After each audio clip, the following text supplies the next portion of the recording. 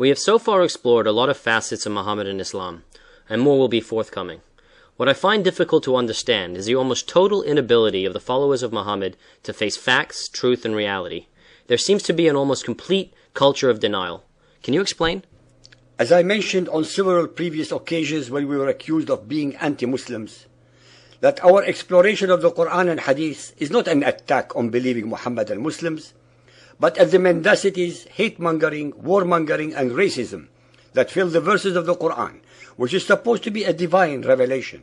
Well, it is not a divine revelation, and no amount of denial by the followers of Muhammad can change a jot of the facts that it is not.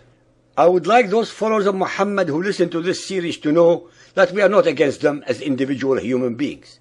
We cannot be, since they are its worst victims to start with. We are, nonetheless, totally against their cult belief system that instructs them to hate us, to war against us, not to have us as their friends, to discriminate against us, to betray us, to humiliate us, to subjugate or to slaughter us. It is a fact that it was Muhammad who unilaterally declared this war against us 1400 years ago, as well as against all human beings who do not believe as he does. Since those Muhammadans who are listening to our series must or should know these facts, based entirely on the Arabic language of the Quran and Hadith, why would they think that these instructions are morally and intellectually acceptable? How could they believe that they could have possibly emanated from any merciful and compassionate God who created us in the first place? What would they do, think, and feel if it was our beliefs that ordained the indiscriminate slaughter of the men, women, and children of the followers of Muhammad just because they do not believe in Christianity or Buddhism or Hinduism and are not willing to convert to them? I have no doubt that all our listeners understand the immense difficulty of trying to disbelieve decades of indoctrination. The followers of Muhammad are the worst victims of the most diabolical, intellectual, moral, and spiritual deception that has ever been perpetrated upon the human consciousness by the Quran and Hadith. They have been brought up to believe in the utter supremacy of Muhammadan Islam. They are not allowed to study other religions. They are not allowed to question their own belief system. Throughout the history of Muhammadan Islam and even at the present moment, all those who question the Quran are slaughtered, burnt, or exiled from their own lands. We do not even need books to read about these facts, since we see their depraved acts daily on our TV and read about them in the news. We fully understand and empathize with those followers of Muhammad who are confused and do not know whom to believe and what course of action to take.